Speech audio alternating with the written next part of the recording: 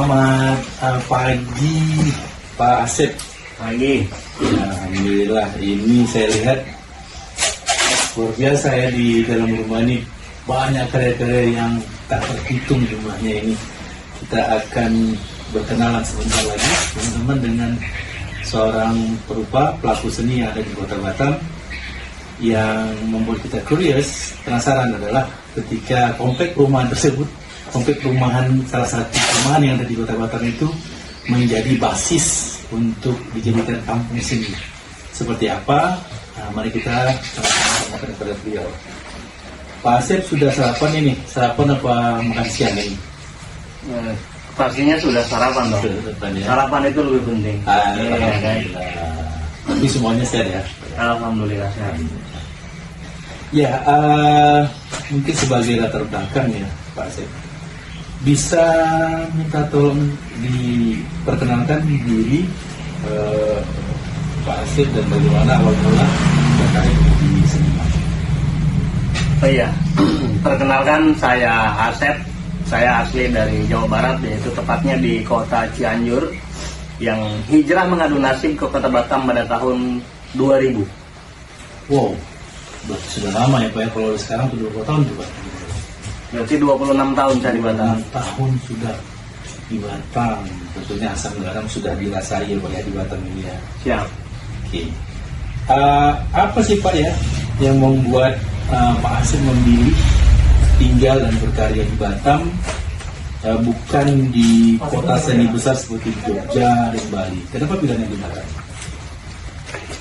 Kenapa milih di Batam? Kalau memilih itu tidak, karena keluarga dulu semua di Batam, kakak-kakak saya semua di Batam, dan salah satunya saya diajak untuk ke Batam. Dulu di Temesi, Batu Aji, lalu kemudian perjalanan di Batam membuat saya seperti ini, itu sebagai kisah hidup yang harus dijalani.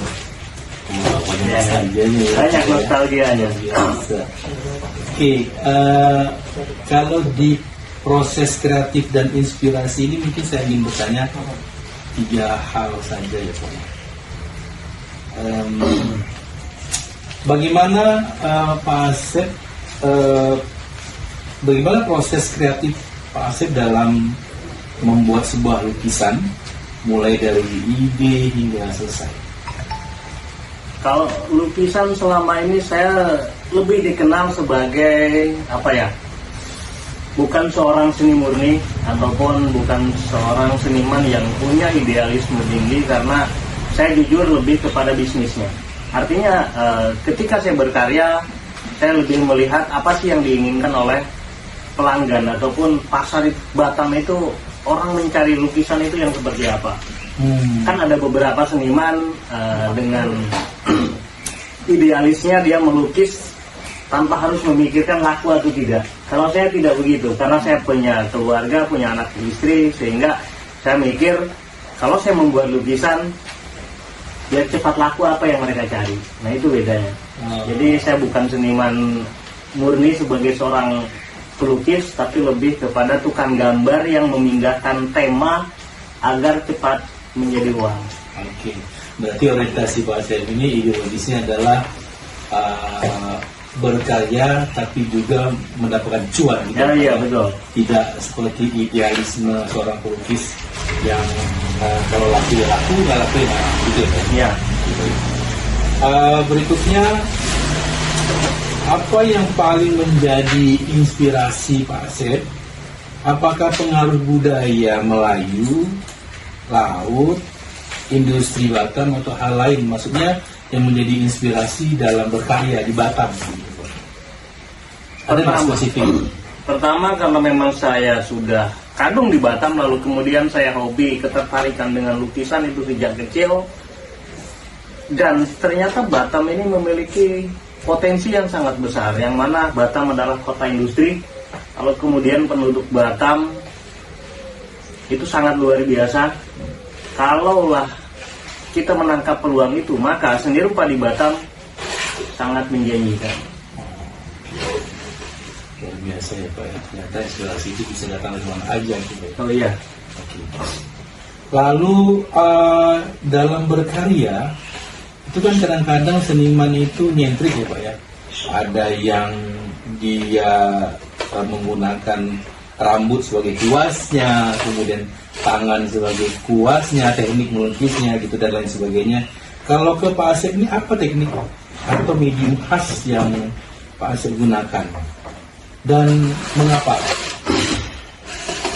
Yang saya gunakan adalah sesuatu yang sudah jadi, sesuatu yang sudah ada seperti kuas, cat, palet. Itulah media-media yang saya gunakan karena saya tidak mau membuat sesuatu yang orang pingin viral, nyentrik, pingin sesuatu yang aneh, beda gitu. Kalau saya tidak, gunakanlah segala sesuatu yang sudah orang lain ciptakan lalu kemudian kita tinggal menggunakannya. Kita nggak usah lagi membuat sesuatu yang ribet, harus pikir lagi, ya kan? Jadi itulah sebabnya kenapa saya menggunakan alat-alat yang sudah ada, yang sudah jadi untuk mempermudah hidup kita. Kita habis kuas tinggal beli saja, habis cat tinggal beli. Jadi tidak perlu lagi kita memiliki ide ataupun hal-hal lain karena semuanya di Batam sudah lengkap. Jadi efisiensi dalam bekerja itu ya diutamakan. Oh iya. Nggak perlu bersusah payah untuk ada perenungan, cari ide gitu ya Pak ya. Iya. Ini apa yang ada gitu. Nah apa yang ada gitu ya, itulah yang kita gunakan untuk bahan melukis. Oke, dalam untuk tantangan dan ekosistem seni di Batam sendiri Pak, kalau saya boleh tahu apa tantangan terbesar yang dihadapi seniman lukis di Batam saat ini? Misalkan gini, pemasarannya, kemudian di bahannya, atau di ruang pamernya, atau dukungan pemerintahnya. Apa tantangan terbesar seniman di Batam yang Pak Asep? Sejak tahun 2000 yang saya pelajari, saya amati, saya lihat memang Batam itu sangat sulit untuk seni-seni murni.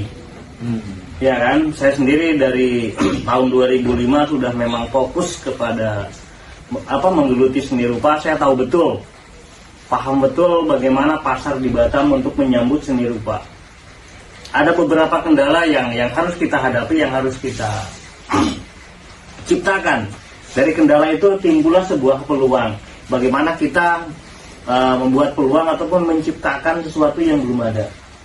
Seperti halnya di Batam ini, kalau di kota-kota luar kan ada yang namanya gedung seni. Itu yang dibangun oleh pemerintah. Kalau di Batam sendiri belum ada. Oh iya ya. Terus galeri lukisan itu salah satu penunjang untuk para pelaku seni rupa. Di Batam galeri lukisan juga belum ada. Lalu kemudian tempat berkesenian atau sebuah wadah atau sebuah lokasi yang dimana teman-teman seni rupa, seni-seni yang lain itu bisa berkumpul. Kalau di Jogja kan ada, di Jakarta apalagi ada TMII, ada di Ancol, tempat orang-orang untuk berkegiatan, mereka bisa berkumpul lalu kemudian menjadi tempat tujuan wisata. Oleh karena itu saya menciptakan kampung seni. Kampung seni adalah wadah sebagai tempat kreativitas orang-orang untuk berkegiatan seni. Jadi dari pemerintah itu sendiri belum menyediakan wadah untuk para seniman di Kota Batam. Nah tugasnya adalah kita menciptakan sesuatu, lalu kemudian kita konsistensi, kita jaga, tunjukkan kepada masyarakat bahwa pelaku seni itu di Batam itu ada. Dengan begitu mudah-mudahan pemerintah menyambut dengan baik sehingga bisa memberi tempat ataupun memberi wadah untuk para pelaku seni bisa beratraksi. Oke, baik. Artinya Pak Asep sedang melakukan kalau kita bisa ingat itu khairunas anfa'uhum linnas, artinya sebaik-baik manusia yang bermanfaat kepada manusia yang lain gitu Pak ya. Dalam hal ini kepada perupa yang ada di Batam. Oh iya. Luar biasa kita-kitanya. Baik, berikut bagaimana sih Pak peran komunitas seperti Kampung Seni Batam atau komunitas seni rupa Batam dalam mendukung karir seniman yang ada di dalamnya? Bagaimana peran komunitas ini? Peran komunitas di sini sangat penting. Namun demikian komunitas juga harus memiliki legalitas. Kenapa butuh ataupun perlu legalitas? Karena setiap kita membuat kegiatan seperti berpameran, kita bekerja sama dengan pemerintah, dengan perusahaan, tentu yang harus kita siapkan itu adalah legalitas. Karena pemerintah ataupun swasta tidak mungkin memberikan support kepada kita kalau kita sendiri tidak memiliki legalitas. Maka oleh karena itu saya mendirikan komunitas seni rupa Batam dan alhamdulillah sudah memiliki legalitas dan ternyata disambut baik. Kita sudah 2 kali kerjasama dengan BP Batam dalam rangka Hari Batik BP Batam. Kita di sana ada pameran lukisan, lalu kemudian saat ini kita juga dilibatkan dalam Festival Kenduri Seni Melayu yang kemarin dilakukan tanggal 18 Maret, 19 Maret, lalu kemudian besok 15 sama 16 Mei di Tanjung Uma. Itu artinya setelah kita memiliki legalitas, kita punya kepercayaan diri. Iya kan? Kita tidak lagi sebuah komunitas liar yang tidak bisa dipertanggungjawabkan. Karena apa? Setiap bantuan, support dari swasta ataupun pemerintah itu membutuhkan legalitas untuk membuat laporan-laporan. Oleh karena itu, hadirnya komunitas seni rupa Batam semoga bisa menjadi komunitas yang lebih baik untuk mewadahi teman-teman berkesenian. Artinya memang selain manusia memiliki bakat atau talenta masing-masing, terutama di seni, Pak ya, tapi juga ketika keahlian ini membentuk atau tergabung dalam sebuah wadah, di mana wadah itu diwajibkan untuk memiliki legalitas. Gitu, oh iya dong. Ya, jadi ijazah itu sangat penting. penting. Pinternya orang tanpa ijazah, tidak semua perusahaan mau menerima. Oke, baik. Iya kan? Oh, ente pinter nih. Ijazahnya mana ya kan?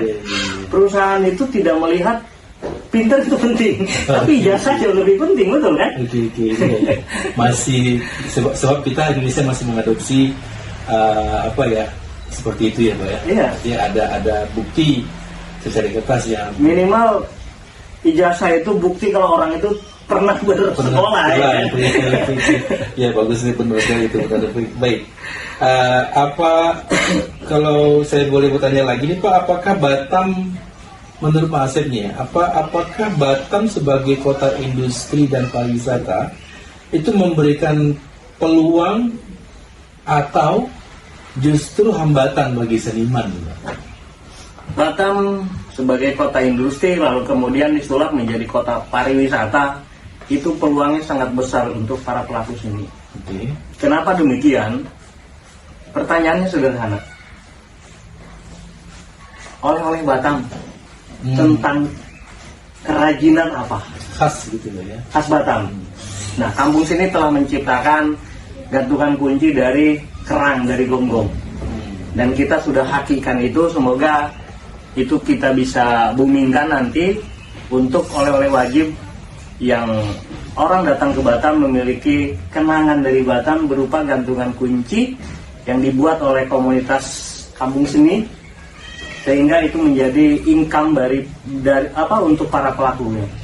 Mungkin bisa diperlihatkan Pak kepada teman-teman gantungan kunci yang dari gonggong. Oke, teman-teman, gonggong yang dimention oleh Pak Asep tadi, seperti Pak Asep tadi, itu adalah jenis siputan laut. Jadi ini salah satunya yang kita produksi. Ini salah satunya produksi kampung seni. Luar biasa ya kreativitasnya. Dan di labelnya itu ada jembatan Masjid Tanjak, lalu kemudian juga ada jembatan Barelang, suatu khas yang ada di Kota Batam. Ada lagi Museum Raja Ali Haji. Jadi orang bisa membeli gantungan kunci di kampung sini khas Kota Batam. Luar biasa, teman-teman. Iya, saya juga ngelihat ini ini ya. Kerang. Itu ini kerang. Juga dari kerang ada gantungan kunci, luar biasa. Lalu kemudian kita berbicara tentang peluang. Ya. Kalau Batam mau dikonsep menjadi kota wisata, kalau mau jual pantai, di negara mereka pantainya jauh lebih indah. Betul nggak? Betul. Kalau kita mau memperkenalkan mall, di negara mereka mallnya akan, saya pastikan lebih mewah. Iya. Kenapa kita harus mengangkat seni budaya? Pertama, itu warisan leluhur kita yang harus kita jaga, yang harus kita lestarikan. dan seni budaya mereka tidak punya. Di negara sana tidak punya yang namanya tari Melayu, tari persembahan, betul nggak? Yeah. Apalagi Batam adalah miniatur Indonesia, dari Aceh hingga Papua itu ada di Batam, dan itu semua memiliki tari-tari budaya masing-masing dari setiap daerah. Kalau pemerintah mengangkat itu, maka Batam akan luar biasa. Karena apa? Seni budaya adalah bagian jati diri bangsa. Ya kan? Batam memiliki potensi yang sangat luar biasa kalau seni budayanya diangkat. Termasuk Melayu itu sendiri. Nah, pertanyaannya kembali lagi. Yeah. Kalau di kota-kota luar ada gedung seni budaya, di Batam semoga memiliki gedung seni budaya. Alhamdulillah di Kampung Seni sekarang lagi progres gedung aula Kampung Seni yang kita bangun 10 kali 30 meter, 2 lantai. Lantai pertama untuk kegiatan workshop, teman-teman membuat kerajinan, teman-teman pelukis. Di situ ada semua. Yang lantai 2-nya untuk atraksi seni budaya. Dari Sabang sampai Merauke, atraksinya akan ada di Kampung Seni Batam. Akan menjadi daya tarik wisatawan datang ke Batam, mampir ke Kampung Seni. Kalau bicara angka, kita hitung-hitungan. Kunjungan wisata Batam sekarang saat ini kurang lebih 120.000 per bulan. Kalau kita bisa menangkap 10%, berarti ada 12.000. Kalau Kampung Seni berhasil menangkap 10% kunjungan wisata, 12.000 orang kali 100.000 per paket wisata masuk ke Kampung Seni, angkanya sudah jelas. Tugasnya adalah mampukah warga Batam menangkap peluang itu dijadikan paket wisata untuk para wisatawan yang datang ke Kota Batam.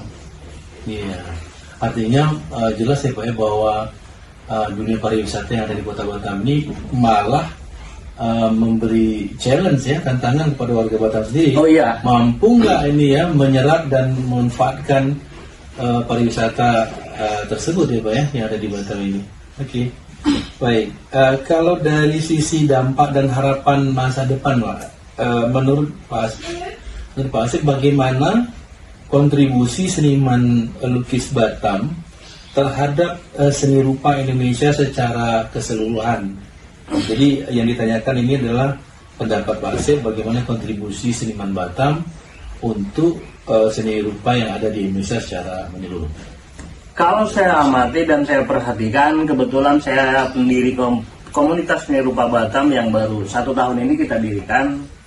Untuk nama besar komunitas seni rupa Batam belum begitu dikenal. Lalu kemudian untuk nasional, saat ini kita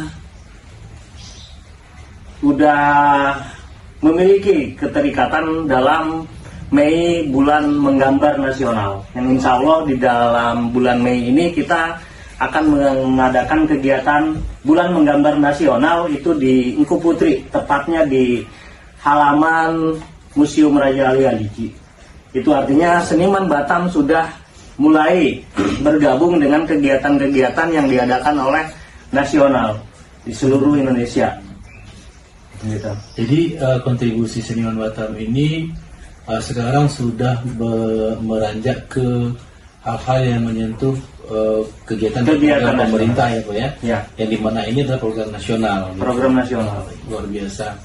Baik, apa harapan Pak Asep untuk generasi seniman muda yang ada di Batam? Saran apa yang ingin disampaikan?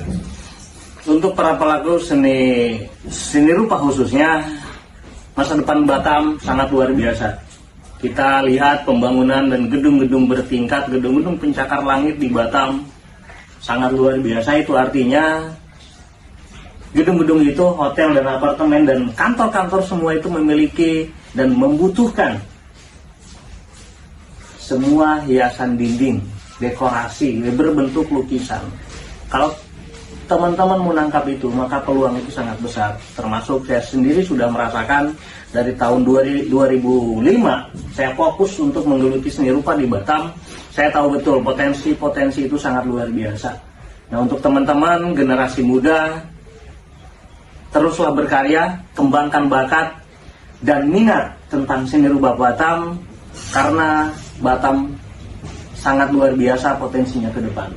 Kalau kita bisa menangkap peluang ini, insya Allah seni rupa akan semakin baik, dan saya mengharapkan kepada teman-teman harus merubah mindset seniman itu harus berani perih, berani sengsara. Bagi saya tidak. Seniman adalah membangun kemakmuran dari skill yang kita miliki untuk menghidupi keluarga, mentraktir teman-teman, memiliki keinginan dan mewujudkan impian dari skill yang kita miliki, yaitu para pelaku seni. Dari situlah kita bisa mengembangkan bakat, yang bakat itu bisa kita nikmati masa sekarang, bukan nanti. Oke, ya kan? Luar biasa, luar biasa. Nah teman-teman yang ada di Batam ya khususnya, tuh lihat ternyata peluang atau kans untuk dapat meraih keuntungan cuan dari dunia seni lukis yang ada di Batam itu masih peluangnya masih besar. Jadi para seniman muda diharapkan untuk teruslah bersemangat, berkarya, dan matanya itu harus dibuka lebar-lebar untuk melihat peluang itu. Begitu pesannya teman-teman. Nah yang terakhir ini Mas Ed, mungkin bisa disampaikan juga. Kalau saya bahasanya kepo lah ya Pak ya, kepo. Jadi apa proyek yang atau pameran yang mendatang yang akan yang sudah masuk dalam program Pak Asep sendiri? Apa ada proyek atau pameran mendatang Pak kira-kira? Kalau untuk kegiatan dalam waktu dekat di bulan Mei ini adalah bulan menggambar nasional, ya kan, itu yang paling dekat. Lalu kemudian tanggal 15, 16 Mei juga ada Kenduri Seni Melayu, kita terlibat di sana untuk melakukan on the spot berupa melukis dengan tema-tema Melayu. Lalu kemudian di bulan Juninya nanti kita masih juga dilibatkan, dan itu akan lebih banyak lagi karya yang kita tampilkan dalam acara puncak Kenduri Seni Melayu. Lalu kemudian kita ada agenda tahunan, yaitu dalam rangka Hari Bakti BP Batam. Kita alhamdulillah selalu terlibat seni rupa di Batam. Lalu juga kita ada kegiatan-kegiatan lain yang kita ciptakan sendiri, baik itu pameran ataupun on the spot melukis di tempat-tempat yang sangat indah di Kota Batam. Kita juga banyak kegiatan-kegiatan nanti yang akan bekerja sama dengan pemerintah ataupun swasta. Oke, mungkin ada dua pertanyaan terakhir Pak. Yang pertama, dunia sekarang sedang menuju digitalisasi secara masif, secara global. Dimana kita juga tahu bahwa AI itu sudah terlalu pesat hadirnya di tengah-tengah kita. Dalam dunia seni rupa, ketika kemudian AI ini yang semuanya serba instan, bisa dipakai, atau kita bisa merancang satu desain tertentu untuk menghasilkan sebuah karya seni. Itu bagaimana menanggapi? Apakah ada kekhawatiran dari pelukis manual? Kalau seni rupa dengan hadirnya AI itu sangat memudahkan untuk berimajinasi. Artinya ketika kita kesulitan untuk membuat ide, kan kita punya asisten khusus yang disebut AI, ya kan? Tinggal kita asli ya kan. Jadi tinggal kita memerintah. Kalau perintahnya tepat, apa yang kita inginkan akan muncul. Itu artinya dengan hadirnya teknologi, hadirnya AI itu sendiri sangat membantu untuk para pelaku seni rupa. Lalu kemudian kenapa kita tidak boleh takut dengan hadirnya AI? Karena AI itu tidak bisa menciptakan lukisan nyata, ya kan? Kalaupun ada nanti kemungkinan robot yang membuat lukisan, itu akan beda hasilnya dengan hasil lukisan tangan manusia. Karena apa? AI itu tidak memiliki hati, berarti artinya tidak punya rasa. Mereka tidak punya ataupun tidak memiliki kedekatan secara khusus, ya kan? Seperti antara saya dengan sampean, ya kan? Kalau dengan AI ya sudah nyuruh ya nyuruh, tidak ada perhatian khusus, tidak ada kedekatan lain. Tapi kalau dengan hasil karya seni, karya tangan sendiri, di situ ada jiwa, ada rasa, menumbuhkan cinta, kan begitu? Asik. Luar biasa. Ternyata teman-teman bahwa patut diketahui bahwa sebuah karya lukis itu tidak hanya saja dikerjakan oleh tangan, tapi disertai dengan rasa. Ya, agar apa? Agar ketika lukisan tersebut dipajang di kantor, di rumah atau dimanapun, akan memberi dampak energi yang adem, tenang, nyaman ketika pelukis itu melukis karya tersebut. Ternyata luar biasa ya, bahwa ada rasa di setiap karya. Nah, itu dia tagline-nya. Iya. Luar biasa. Semua karya apapun, baik itu tarik seni suara, iya kan? Orang yang sudah menjiwai, pasti rasanya itu akan ada. Dan biasanya dalam setiap karya yang sudah menjiwai dari pelakunya, dia akan abadi. Luar biasa. Pak, sedikit ini terakhir nih Pak Azeb, boleh nggak teman-teman di sini teman yang sedang menyaksikan wawancara ini mungkin sedikit kepo Pak untuk tahu penjualan lukisan dan penghasilan di Kota Batam. Mungkin tidak perlu detail, tapi mungkin bisa dijelaskan kalau ukuran sekian, harganya sekian, modalnya sekian, boleh nggak Pak itu diterangkan? Kalau lukisan yang saya jalani saat ini lebih kepada ekonomi. Maksudnya saya menyediakan lukisan berbagai motif dan ukuran dari harga 100.000 sampai di atas 10 juta juga ada. Lalu kemudian perlu teman-teman ketahui bahwa dari tahun 2005 saya fokus menggeluti dunia seni lukis di Batam. Dan sekarang saya memiliki impian besar, yaitu mendirikan Kampung Seni Batam. Kampung Seni Batam adalah tempat wadah di mana teman-teman para pelaku seni semuanya akan bisa bergabung di sini. Lalu kemudian dengan angka ataupun penghasilan, berapa sih penghasilan seniman di Batam? Saya jujur, dengan fokusnya menggeluti seni rupa di Batam, kebutuhan saya ya boleh dikatakan cukup besar setiap bulan. Saya memiliki anak 3, punya rumah, punya mobil, operasional. Ya, kalau basic kita sudah tidak mampu. Kalau untuk gaji ya kan, kebayang kalau gaji basic di Batam itu berapa sih? 4 juta lebih. Kalau 10 juta penghasilan di Batam, punya anak 3, apalagi rumah ngontrak, nggak bisa. Nggak tercover ya? Nggak tercover. Belum lagi saya punya mobil yang harus setiap hari jalan, harus jadi tahu sendiri lah. Kalau 30-40 juta itu tiap bulan pengeluaran nggak kemana. Iya ya. Kan begitu. Iya memang. Apalagi hari ini ya, semua serba naik ya, wajar ya. Oke, demikian teman-teman wawancara singkat kita dengan pelaku seni yang ada di Kota Batam. Beliau adalah Pak Asep yang menggeluti seni lukis ini, seni rupa ini sudah kurang lebih tadi 20 tahun lebih Pak ya. Ya, jadi demikian yang dapat saya sampaikan kepada teman-teman, bahwa dalam berkarya itu tidak hanya saja orientasinya adalah money oriented, tapi juga rasa yang diutamakan. Sehingga saya bisa closing wawancara ini dengan mengatakan sebuah tagline, ada rasa di setiap karya. Sampai jumpa pada kesempatan berikutnya, dan saya akhiri. Assalamualaikum warahmatullahi wabarakatuh. Terima kasih Pak Azeb, wawancaranya semoga bermanfaat dan berkah untuk kita semua. Amin. Oke teman-teman, saya akhiri. Assalamualaikum warahmatullahi wabarakatuh.